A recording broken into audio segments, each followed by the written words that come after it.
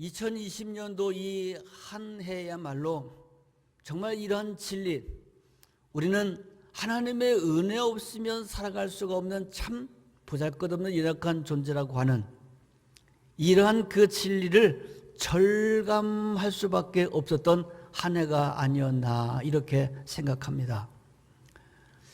코로나 바이러스로 인해서 정말 교만해질 대로 교만해진 우리 인간들은 그 자존심이 뭉개지고 그 콧대는 여지없이 꺾여져 버리고 말았습니다.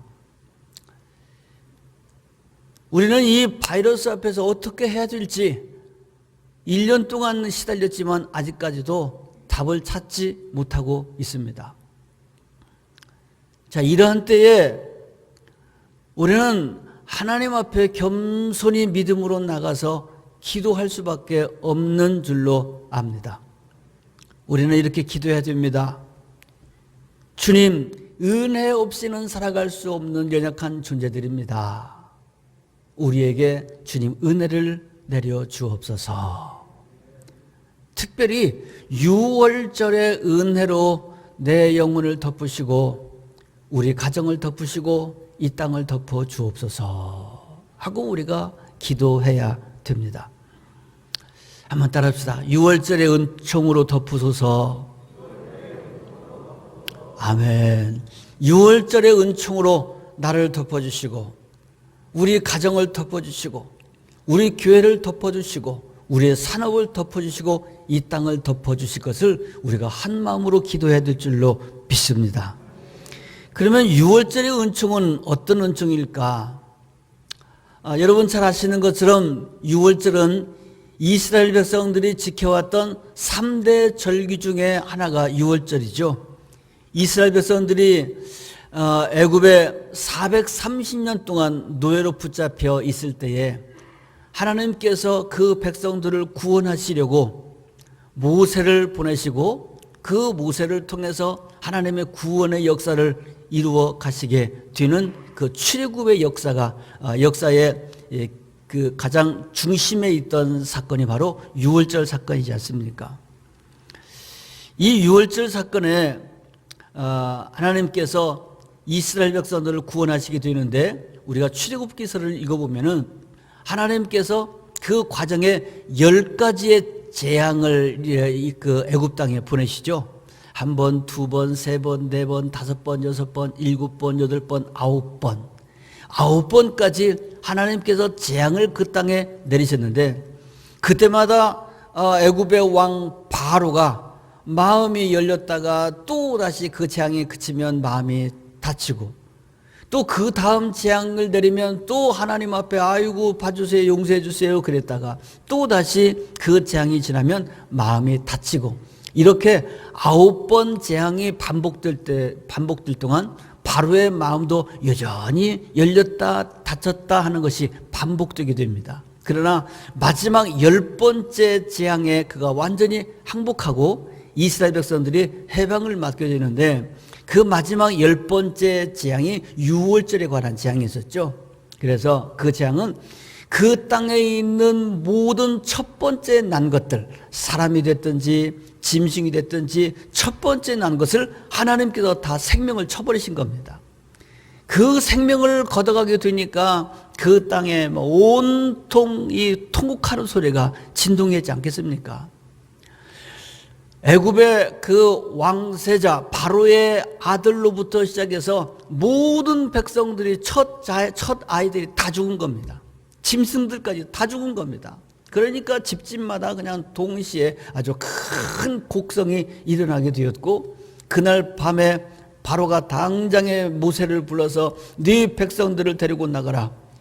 요구사항이 뭐냐? 요구사항 내가 다 들어줄 테니 당장에 네 백성들을 데리고 이 땅에서 빨리 떠나라. 그래서 이스라엘 백성들이 모세와 함께 애굽에서 빠져나오게 되었으니 이것이 출애굽의 이야기요 그 마지막 10번째 재앙의 사건이 6월절과 연관되어 있는 것이다 그 말이죠. 할렐루야. 자, 여러분 우리가 6월절의 은총을 입어야 된다고 하는 말은 무슨 말일까? 마치 이스라엘 백성들이 애굽에서 출애굽할 때 하나님의 특별한 은혜를 입어. 즉 마지막 10번째 재앙에서 이 땅에 있는 모든 생명들이 다 죽어갈 때 하나님의 그 백성들만 하나님께서 지켜주신 은혜가 유월절의 은총이라면, 지금 이 코로나로 인해서 온 땅이 지금 이 죽음의 사신 앞에 무서워 벌벌 떨고 있을 때에, 어떤 사람에게 어떤 집에 코로나의 사신이 들어닥칠지 몰라서 전전긍긍할 수밖에 없는 이때에 우리 하나님께서 사랑하는 성도 여러분에게 유월절의 은총을 베풀어 주신다면, 모든 사람, 모든 가정에 다 코로나의 이 무서운 칼질이 들어갈지라도 하나님께서 여러분의 생명과 여러분의 가정을 지켜주시게 될 줄로 믿습니다. 이것이 바로 유월절의 은총입니다. 그래서 우리가 지금 구해야 될 것은 하나님 앞에 유월절의 은총을 주세요 하고 우리가 믿음으로 기도할 일인 줄로 믿습니다. 오늘 이 말씀을 함께 나누는 사랑하는 성도 여러분, 우리에게 들려지는, 이 땅에서 들려지는, 사람들에게서 전해지는 여러 가지 많은 소리들이 우리를 두렵게 하지만, 오늘 하나님께서 우리에게 주시는 그 말씀을 듣고 여러분의 마음이 믿음으로 굳세지고 여러분의 마음이 주님께서 주시는 평강으로 넘치게 되기를 주의 이름으로 축복합니다. 그런데 이 유월절의 사건, 출애굽의 그 과정에 보면요, 하나님께서 10가지의 재앙을 내리실 때마다 항상 그 전에 미리 이스라엘 백성들에게 알려줬어요. 이런 재앙이 임하게 될 것이다. 너희는 이렇게 해라 하고 하나님께서 가르쳐 주셨는데, 마지막 이 10번째 재앙에 대해서 우리 하나님께서 이렇게 말씀하십니다. 이제 내가 그 날 밤에 내 죽음의 사자를 보내서 이 유대 땅, 애굽 땅에 있는 모든 생명들의 첫 번째 것을 다 생명을 내가 손으로 칠 텐데, 이때 내 백성들은 피해를 입으면은 안 되니까 내 백성이라고 하는 그 표식을 해놔야 되겠다. 그래서 어떻게 표식을 하느냐? 흠없고 1년 된 무흠한 어린 양을 잡아서 그 양은 불에 구워서 고기는 먹고 그 대신에 피를 그 집 문설주와 인방에다가 그 어린 양의 피를 바르라는 겁니다. 그러면은 하나님의 그 사자들이, 죽음의 사자들이 그 땅을 덮치게 됐을 때 집집마다 들어가서 첫 번째 그 생명들을 다 치게 될 때에 문설주와 인방에 어린 양의 피를 바른 그 집은, 아하, 사랑하는 내 백성의 집이로구나 하고 하나님의 그 사신들이 그 표식을 보고 그 집은 그냥 지나치고 넘어가게 된다는 겁니다. 할렐루야. 그래서 유월이라고 하는 말은 그냥 넘어갔다, 지나갔다, 그런 얘기입니다. 패스오버라고 하는 이런 말로도 표현하고 있습니다. 그냥 지나가는 겁니다. 봐주신 거예요. 아하, 이 집은 내 백성의 집이로구나. 할렐루야. 여러분, 우리가 오늘 이 2월절의 사건을 한번 여러분 상상해 보시기를 바랍니다. 하나님의 그 심판의 사자가 이 땅에 임해서 각 가정마다 전부 지금 막 이렇게 심판하고 있을 때, 하나님의 백성으로서의 그 집에 이렇게 표시가 되어 있는 집은 그냥 지나갈 거라 그 말이죠. 여러분들의 가정에 우리 교회 문패가 붙어 있죠. 서부중앙교회하고 문패가 붙어 있지 않습니까? 그러면 아파트 통로에 집집마다 문들이 쭉 있는데 하나님의 사신이 예를 들어서 그 통로를 지나가는데 서부중앙교회 문패가 붙어 있는 집은, 아하, 이 집은 내 백성의 집이로구나 하고 하나님의 죽음의 사신이 건너간다 그 말, 건너간다. 이게 바로 유월절의 은혜라는 겁니다. 할렐루야. 이 믿음을 오늘 꼭 붙잡게 되시고 그 유월절의 은혜를 입게 되기를 주의 이름으로 축복합니다. 자, 오늘 그 이야기입니다.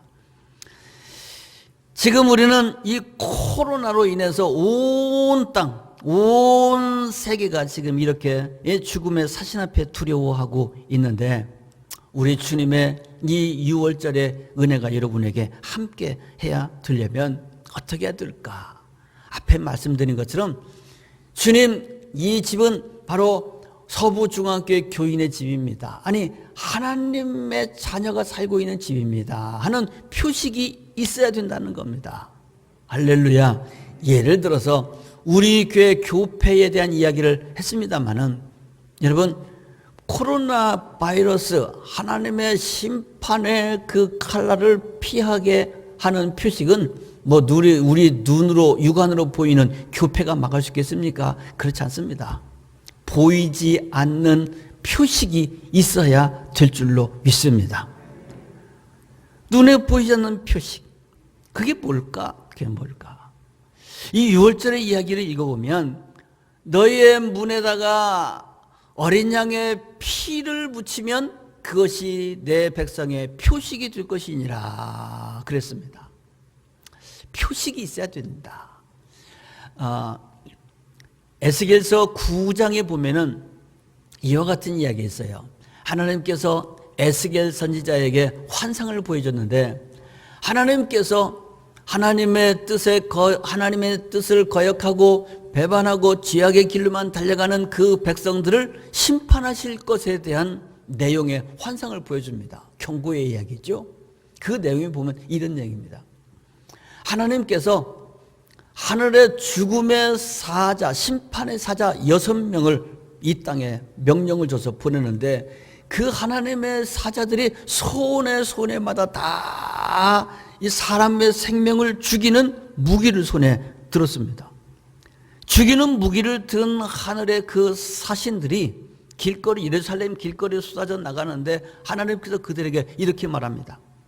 너희는 길에서 만나는 모든 사람들, 남녀노소 할 것 없이 만나는 사람마다 불쌍히 여기지도 말고 긍휼히 여기지도 말고 모조리 다 죽이도록 해라. 올킬, 모두가 다 죽이라는 겁니다. 그러나 예외가 있다. 그 이마에 표식이 있는 사람은 절대로 손을 대서는 안 듣느니라. 왜? 이마에 표식이 있는 그 사람은 바로 내가 구원하기로 작정하고 나의 긍휼을 입은 나의 백성이니라 하고 말씀해 주십니다. 그래서 6명의 하늘의 심판자가 예루살렘 길거리에서 처음부터 끝까지 시작해서 만나는 모든 사람들을 다 죽이는데, 이마에 표가 있는 사람만 구원을 받게 되더라. 그런 이야기가 에스겔서 9장에 있습니다. 이와 같은 비슷한 이야기가 신약성경 요한계시록 7장에도 기록되어 있는데, 이마에 구원의 표식이 있는 사람만 마지막 심판의 구원을 받는데, 그 사람들의 숫자를 세보니까 14만 4천 명이더라 하는 말씀들이 기록이 되어 있습니다. 창세기도 비슷한 이야기겠죠. 가인이 자기 동생 아벨을 죽였습니다. 하나님의 심판을 받게 됩니다. 그에게 내린 형벌은 너는 지금부터 방랑자가 될 것이니라, 떠돌이가 되어라 하고 명령합니다. 가인은 그때부터 방랑이 시작됩니다. 한 번도 가보지 않은 그 길을, 한 번도 만나보지 않은 사람들을 만나야 될 가인의 마음에 두려움이 생겼습니다.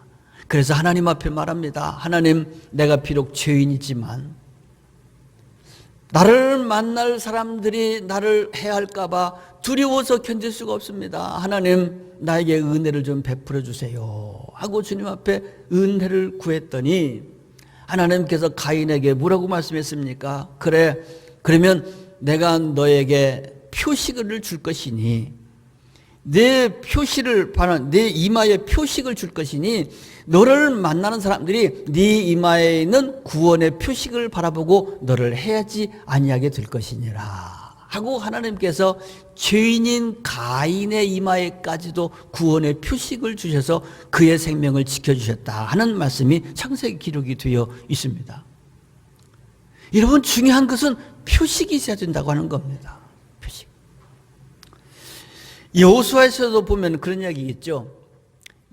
이스라엘 백성들이 광야를 지나서 요단강을 건너 여호수아를 앞세우고 이제 가나안 땅에 점령하기 시작하는데, 첫 번째 만난 성이 여리고성이었습니다.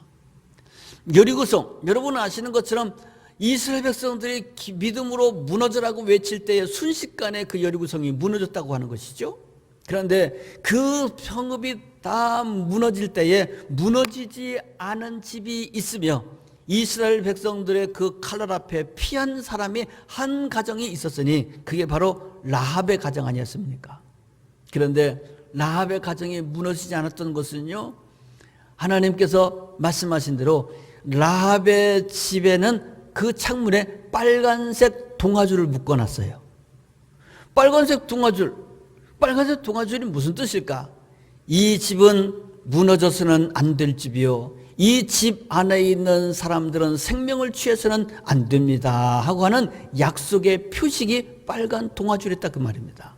그래서 빨간 동아줄이 묶여져 있는 라합의 집은 그 모든 여리고성이 동시에 무너짐에도 불구하고 그 집은 무너지지 아니했고 그 집안에 피해 있던 이 라합의 모든 가족들은 다 구원받게 됐으며, 아시는 것처럼 라합은 바로 예수님과 다윗의 조상이 되게 된 줄로 믿습니다. 할렐루야. 중요한 것은 나눠야 될 것은 뭐냐? 표식이 있어야 된다는 겁니다. 죽음의 신이 건들지 못하도록, 지나가도록. 아니, 우리말로 말하면 이 코로나 바이러스가 그 가정에 침투하지 못하도록 사랑하는 성도 여러분을 지켜줄 수 있는 구원과 은총의 표식이 여러분에게 있어야 된다는 겁니다. 내 머리에, 내 이마에 주님의 구원의 표식이, 여러분의 가정에 문설주와 임방에 구원의 표식이 있게 될 때에 바로 이 어떤 흉악한 바이러스도, 어떤 흉악한 질병도, 어떤 흉악한 권세도 여러분을 해하지 못하고 하나님이 지켜주시게 될 줄로 믿으시기 바랍니다. 이 믿음을 오늘 꼭 갖게 되시기를 바랍니다. 할렐루야. 자, 그러면 오늘 이 6월절의 사건 속에서 어린 양의 피를 문설주와 임방에 바르라, 이것이 표식이 되어 구원받게 될 거라고 했는데 이것은 무슨 뜻일까? 이 어린 양의 피는 여러분 잘 아시는 것처럼 지금까지 우리가 고백해왔던 것처럼 예수 그리스도의 보혈을 말씀하고 있는 겁니다. 누가 우리를 구원할 수 있습니까? 예수 그리스도의 보혈입니다. 디모데전서를 읽다 보니까 디모데전서 1장 15절에 뭐라고 말씀하고 있냐면 예수 그리스도는 죄인을 구원하러 오신 분이시다 하고 말씀해 주고 있어요. 죄인을 구원하러 오신 분이 바로 예수 그리스도라는 겁니다. 성탄절이 지금 이제 얼마 앞으로 다가왔습니다. 열흘 앞으로 다가왔는데 주님께서 오신 이유가 뭐냐? 죽을 수밖에 없는 죄인을 구원하러 오신 분이라는 사실입니다. 그 예수 그리스도의 보혈의 피를 문설주와 임방에 바르자. 문설주와 임방은 뭐를 말할까요? 내 심령의 문을 말하는 겁니다. 내 심령의 문에다가, 내 영혼의 문에다가 주님의 보혈을 발라야 됩니다. 우리 가정에 주님의 보혈을 발라야 됩니다. 여러분의 산업에다가 주님의 보혈을 선포하십시오. 가는 곳곳마다 주님의 보혈을 선포하고 그 주님의 보혈이 나를 지켜주신다고 하는 믿음을 갖게 되시기를 바랍니다. 바른다고 하는 것은 인쳤다고 하는 걸로 바꿔서 말할 수가 있을 것이며, 보혈을 바른다고 하는 것은 예수 그리스도를 믿고 예수 그리스도를 영접한다고 하는 말씀으로 또 이해할 수가 있습니다. 또 주님의 보혈을 바른다고 하는 말은 또 세례라고 하는 말로도 바꿔서 말할 수가 있으니, 마가복음 16장 16절에는 이렇게 기록되어 있습니다. 믿고 세례를 받는 사람은 다 구원을 얻게 될 것이다. 할렐루야. 여러분, 우리가 예수 그리스도를 믿으면 세례를 받지 않습니까? 세례를 받는데, 세례를 받는다고 하는 말은 나는 예수 그리스도를 믿고 구원받은 하나님의 백성이 되었습니다 하는 믿음의 고백이요, 또 이것이 바로 우리의 표식이 된다는 겁니다. 세례는 아주 굉장히 중요한 의미가 있습니다. 자, 이 죽음의 사신이 지나갈 때 어떻게 구원받을 수 있을까? 예수 그리스도의 어린 양의 피로 내 영혼에 발라야 된다. 즉 세례를 받는다고 하는 건데요. 여러분, 세례는요 사실은 오리지널은 우리 보통 침례라고 하는데 세례는 원래 그런 겁니다. 물속에다가 푹 잠그는 것이 세례의 원형이죠.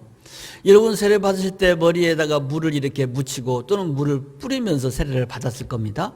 그런데 머리에다가 물을 묻히고 또는 물을 뿌리는 것은 어떤 의미가 있느냐면은 이건 상징이고 약식인데 내 머리 끝까지 물에 찼습니다. 잠겼습니다. 그런 뜻입니다. 지금도 침례교단에서는 침례를 행하죠. 물속에다가 푹 잠굽니다. 어디까지? 머리 끝까지 푹 잠그는 겁니다. 머리 끝에 물을 묻히는 것은 내가 물속에 들어왔습니다. 그런 뜻입니다. 원래 그러면 예수님은 세례를 어디서 받았습니까? 요단강에서 세례를 받았습니다. 예수님도 요단강에서 세례 요한에게 세례를 받았는데 물속에다가 푹 잠그는 거예요. 그리고 물속에서 다시 나오게 되는데 물속에 잠궜다고 하는 말은 무슨 말이냐면 죄로 인하여서 마땅히 죽어야 될 나의 옛사람을 물에다가 수장해서 죽였습니다. 그런 뜻입니다.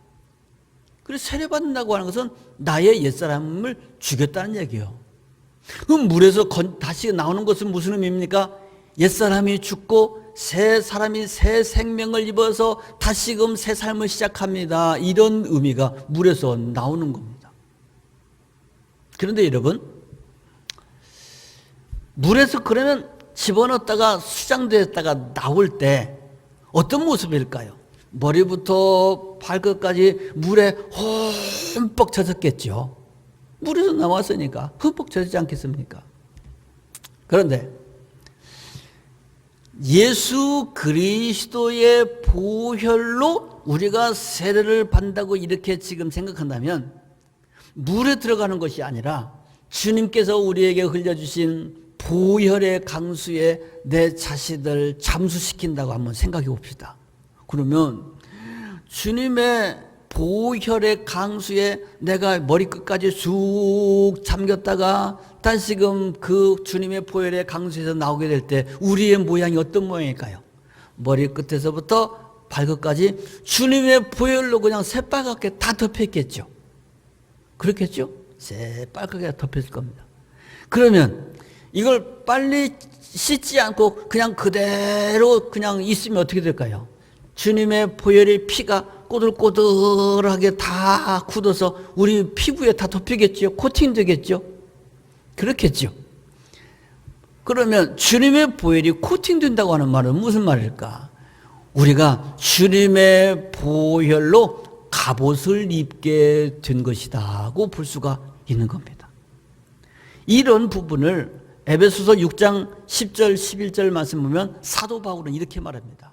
우리가 악한 권세들과 우리는 선한 싸움을 싸워서 이겨야 되는데 악한 마귀 권세와 싸워서 이기기 위해서는 하나님의 전신갑주를 입어야 된다 하고 말씀해 주고 있어요. 전신갑주를 입어라. 머리도 상하지 않게 투구를 쓰고 그리고 가슴에는 흉배를 붙이고 튼튼한 갑옷을 입고 그리고 군화를 신고 방패를 들고 칼을 들고 악한 마귀와 싸워서 이길 수 있도록 전신갑주를 입고 나서라 이렇게 말하고 있습니다. 전신갑주가 뭡니까? 적들의 공격으로부터 우리의 몸, 우리의 생명을 보호하는 장치가 바로 이 전신갑주 아니겠습니까? 그런데 전신갑주, 가장 확실한 전신갑주가 뭘까? 그것은 예수 그리스도의 보혈로 입은 바로 보혈의 갑주인 줄을 믿으시기를 바랍니다. 할렐루야. 북유럽의 이야기 중에 이런 이야기 있어요. 지그프리드라고 하는 위대한 영웅이 있었는데 이 지그프리드 영웅이 그 당시에 북극을 지배하고 있던 큰 용과 싸움을 벌이게 됩니다. 그런데 그 큰 용과 지그프리드가 싸워서 이 용을 죽이고 승리를 거두게 되는데 그 용이 그때 뜨거운 피를 막 엄청나게 흘렸고 그 뜨거운 피가 강물이 되어서 흘러가고 있었는데 이 지그프리드가 그 용에 흐르는 그 강물에 몸을 씻고 거기에서 자기가 몸을 씻었더니 온 몸에 용의 피가 묻어져서 갑옷이 되었고, 그래서 어떤 그 무기로도 그 지긋풀이의 몸을 뚫을 수 없는 불사신이 되었다. 그런 그 이야기가 북유럽에 전해져 오고 있습니다. 북유럽에 전해져 오고는 이야기지만 그 상상력을 함께 이렇게 오늘 생각해 본다면, 하나님의 전신갑주를 입어라. 예수 그리스도 어린 양의 하나님의 어린 양이신 예수 그리스도의 보혈로 세례를 받고 믿고 영접하고 세례를 받는 것은 곧 하나님의 전신갑주를 입는 것이다 라고 이렇게 생각해 본다면, 우리가 이 정말 흉악한 이 죽음의 시기에 이 믿음으로 주님 앞에 우리가 고백하고 나가자 그 말입니다. 주님의 은혜 없이 살아갈 수 없는 연약한 존재들입니다. 우리 눈으로 보이지도 않는 그 바이러스가 언제 어디서 우리를 공격할지 모르는, 아니 어느 집 대문 앞에 지금 죽음의 사신이 되어서 기다리고 있는지 모르는 이러한 시대 속에서 지금 우리 전전긍긍하고 있지 않습니까? 그러나 주님께서 주님의 보혈로 나를 덮어주시고 주님의 백성으로 표식을 세워주신다면, 주님의 보혈로 우리 집을 덮어주신다면, 하나님의 그 죽음의 사자가 이 우리 집을 유월하게 될 것이고, 내가 주님의 보혈로 갑옷을 입고 있다면 어떤 악한 권세가 우리를 찌르려고 할지라도 주님께서 나를 보호하여 주실 줄로 믿습니다. 이 믿음의 고백을 여러분 오늘 꼭 함께 갖게 되시기를 바랍니다. 할렐루야. 이것이 바로 우리가 함께 입을 유월절의 은총입니다.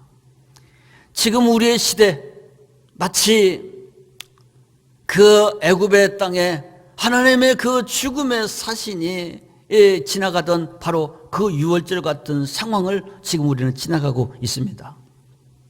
코로나의 무서운 칼날이 마치 그 온 애굽 땅을 곡성으로 뒤덮게 하던 날과 같고, 에스겔에 보았던 그 환상 속에서 예루살렘 거리를 횡행하던 사신들처럼 지금 이렇게 코로나가 막 이 세상을 지금 횡행하고 있는 상황이지 않습니까? 그러면 우리는 어떻게 해야 될까요? 어떻게 해야 될까? 지금 우리가 할 수 있는 건 아무것도 없습니다. 아무것도 할 수 없기 때문에 오히려 우리는 확실한 것을 붙잡을 수가 있습니다. 그것은 그 무엇보다도 강한 예수 그리스도의 보혈의 은혜, 주님의 그 유월절의 은총을 사모하게 됨으로 말미암아 우리는 가장 확실한 구원에 들어갈 수 있게 될 줄로 믿으시길 바랍니다. 사도 바울은 이렇게 고백했습니다. 나는 내가 약한 것을 감사한다. 기뻐하고 감사한다. 왜? 내가 약할 때 하나님을 의지하고, 내가 약하기 때문에 주님 앞에 겸손하게 되고 주님을 의지하게 되니 주님이 나를 약함을 통하여서 오히려 나를 붙들어 주시고 진정한 강한 자로 만들어 주시기 때문이다 하고 고백하고 있지 않습니까? 여러분, 누구나 마찬가지입니다. 내 힘이 강할 때는 그냥 내 힘 의지하고 살아가면 되는 겁니다. 내 힘이 약하다고 생각될 때에 누군가의 도움이 필요한 것 아니겠습니까? 우리가 지금 이 코로나의 앞에서 우리 모두가 다 무기력하기 때문에 오히려 우리는 하나님을 의지할 수 있는 바로 그 중요한 순간에 와 있게 된 것을 믿으시기 바랍니다. 그러므로 우리에게 필요한 것은 무엇일까? 지금 우리에게 필요한 것은 믿음입니다. 믿음을 가지십시오. 하나님이 나를 사랑하신다고 하는 믿음, 예수 그리스도의 보혈이 나를 어떤 흉악한 질병으로부터도 고쳐주시는 전신갑주가 된다고 하는 보혈의 권능에 대한 믿음, 하나님께서 주님의 보혈로 표시되어 있는 우리의 가정을 유월해 주신다고 하는 이 믿음을 여러분 꼭 붙잡으시게 되시기를 바랍니다.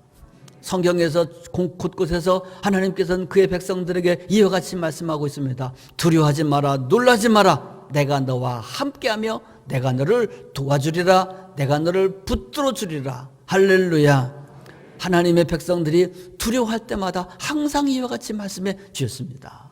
사도 바울이 기가 막힌 인생의 고난을 당하고 그의 마음이 약해지려고 할 때마다 주님께서 항상 그의 곁에 서서 말씀했습니다. 바울아, 바울아, 두려워하지 마라, 놀라지 마라. 내가 너와 함께한다 하고 늘 말씀해 주시고 있습니다. 사랑하는 여러분, 사람들의 소리를 들으면 늘 두려울 수밖에 없습니다. 우리의 육안으로 보여지는 이 땅의 모든 일들을, 진행되는 모든 일을 바라보면 우리는 또 염려하지 아니할 수가 없습니다. 그러나 우리가 보아야 될 것은, 또 우리가 들어야 될 것은 이 땅의 것, 이 땅의 소리가 아니라 바로 주님의 역사하심을 보고 주님의 말씀을 우리가 들어야 되지 않겠습니까? 그 말씀을 믿음으로 붙잡아야 됩니다. 이 6월절에 관한 이야기를 함께 나눴습니다마는 하나님께서 백성들에게 이와 같이 준비시켰습니다. 너희들이 피는 문설지에다 바르고 고기는 먹으라고 그러는데, 고기를 먹을 때 어떻게 먹느냐? 고기를 먹는 방법이 있습니다. 고기를 먹을 때 허리띠를 띠고 신발을 신고 지팡이도 챙기고, 그리고 급히 먹으라는 겁니다. 급히 먹어라. 이 말이 무슨 말일까요?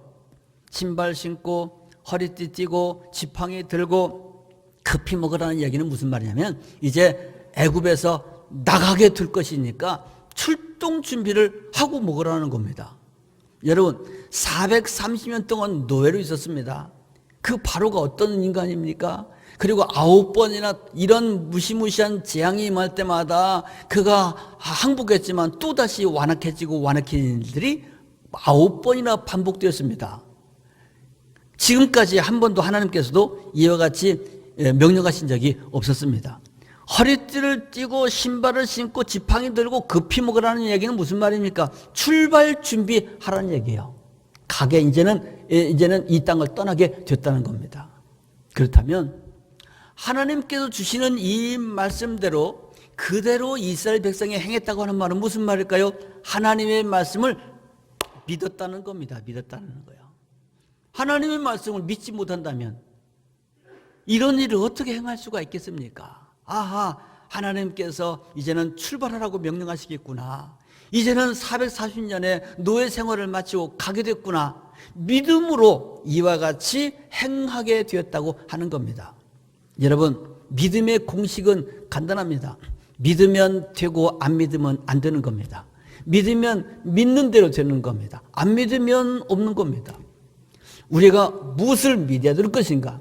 이 험한 세상에서 우리가 해야 될 일이 뭘까? 믿어야 됩니다. 아, 그렇구나. 예수 그리스도의 보혈로 갑옷 입으면 바이러스가 나를 침해하지 못하는구나. 아, 우리 집에 주님의 보혈을 선포하면 우리 집이 유월절의 은혜를 입게 되는구나. 아, 우리 산업에 주님의 보혈로 덮어주시면 우리 산업이 안전하게 되는구나. 이렇게 믿음으로 믿고 겸손하게 주님 앞에 도우심을 구해라, 그 말입니다. 아멘 하시기 바랍니다. 믿음으로 겸손하게 유월절의 은총을 구하십시오. 주님, 우리는 주님의 은혜가 필요한 사람들입니다. 내 힘으로는 아무것도 할 수 없는 연약하고 미련한 죄인입니다. 유월절에 은총을 베풀어 주시고 주님의 은혜의 손으로 우리를 덮어 주옵소서. 이 재난의 칼날이 내 가정에서 지나가게 하여 주시고 사랑하는 우리 자녀들을 지켜 주옵소서 하고 우리가 주님 앞에 믿음과 겸손으로 구해야 됩니다. 그리고 마지막 두 번째는 믿음으로 또 기쁨으로 주님 앞에 나와 예배하는 자들이 되어야 됩니다. 따라합시다. 믿음으로 기쁘게 예배합시다. 오늘 본문의 말씀 마지막 14절 말씀에 주님께서 이와 같이 말씀합니다. 너희는 이 날을 기념하여 여호와의 절기를 삼아 영원한 규례로 대대로 지킬지니라 그랬어요. 이 엄청난 은혜, 이 6월절의 은혜, 이 엄청난 6월절의 이 기적을 너희는 절대로 잊지 말고 기념하고 절기를 삼아 영원한 규례로 대대로 지켜라. 이 말이 우리 말로 바꿔서 말하면 이 구원받은 이 구원에 대해서 깨닫고 감사하며 하나님 앞에 예배하는 자가 되어라. 그 말씀인 줄로 믿으시기를 바랍니다. 여러분, 어차피 하나님께서 보호해 주셔야 되는 겁니다. 그렇지 않습니까? 하나님 보호해 주셔야 됩니다. 하나님의 보혈로, 주님 예수 그리스도의 보혈로 내가 갑옷 입는다면 어떤 창과 어떠한 칼과 어떤 화살도 뚫지 못하는 보혈의 갑옷을 입게 된다면 우리 하나님께서 6월절의 은총으로 우리 집을 덮어주신다면 아무리 코로나가 횡행해도 안전하지 않겠습니까? 내 힘으로 어찌 할 수 없고 그저 그냥 하는 게 미봉책으로 마스크 쓰는 일밖에 없다면 마스크가 우리 생명을 지켜줍니까? 영혼을 지켜줍니까?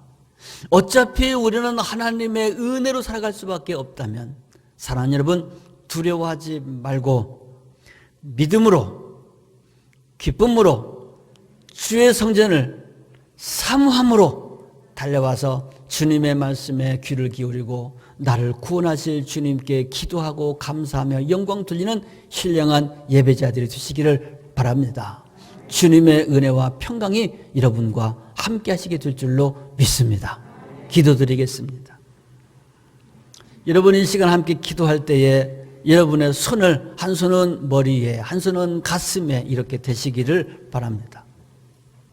주님, 사랑하는 주의 자녀들이 오늘 거룩한 주일을 맞이해 주의 성전에 나왔습니다. 주님의 말씀을 들었습니다. 주님의 말씀을 이 종이 믿음으로 선포합니다. 하나님의 백성들 머리 위에 손을 얹었습니다. 가슴에 손을 얹었습니다.